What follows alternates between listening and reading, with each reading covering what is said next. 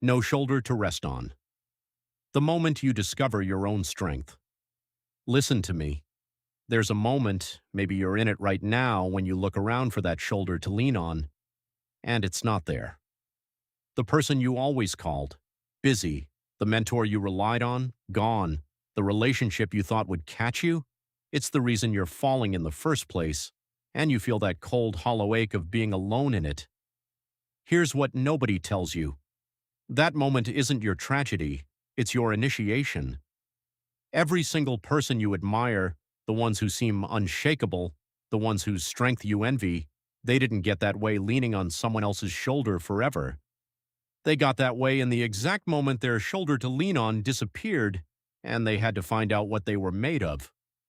You cannot discover the strength of your own spine while you're always leaning on someone else's. Look at Austin. At 16, that boy had fire in his veins and a vision you couldn't buy. He was going to play international football. He had the talent, he had the drive, and he thought he had the backing.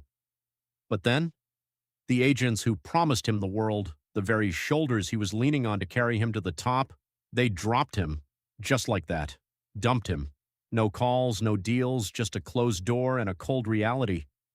Austin had no shoulder to rest on. He could have quit. He could have said, the game is rigged. But instead, he used that abandoned feeling as fuel. He trained alone in the dark. He ran drills when nobody was watching. He became his own agent, his own advocate, his own safety net. And when the world finally saw him, it wasn't because someone carried him. It was because he walked himself onto that international pitch. Then there's Amara, a poor orphan who lost her parents before she even had a chance to lean on them. No family to sponsor her education, no financial safety net, absolutely no shoulder to rest on. Society told her a medical degree was a fantasy for a girl with nothing. But Amara didn't look around for a shoulder. She looked inward and built a spine. She kept her faith when the lights were out, studying by candlelight, outworking everyone who had a million advantages she didn't have. She refused to let her lack of resources become her lack of resolve. She won that scholarship against all odds, and today Dr. Amara stands in an operating room, holding someone's life in her hands, because she refused to let her beginning dictate her ending. Let that sink in. Marcus and Amara aren't superheroes. They are people who made a choice. When there's no shoulder to rest on, you're not being abandoned by the universe. You're being promoted.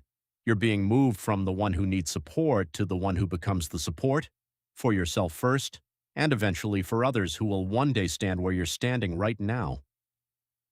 The shift you need to make: stop asking, why is no one here for me? Start asking, what is this teaching me about who I already am? Because I promise you, underneath that fear, underneath that exhaustion, underneath that I can't do this alone voice in your head, there is a foundation in you that has been waiting for you to stand on it. You've been so busy looking sideways for a shoulder, you haven't tested your own legs. Stand up. So here's what I want you to do today. Stop looking sideways for a shoulder. Look inward for a spine. Feel your own feet on the ground. Feel your own breath filling your lungs. That's not nothing. That is everything. That is the beginning of a strength that no one can take from you because no one gave it to you. You built it in the dark, alone, when no one was watching, just like Marcus, just like Amara.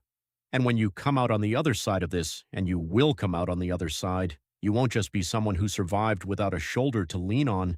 You'll be somebody else's shoulder. You'll be the proof that people can rebuild themselves from nothing but will and grit and refusal to quit. No shoulder to rest on doesn't mean no strength to stand on. It means it's time to discover what you're made of. Now get up. The world needs to see what you become.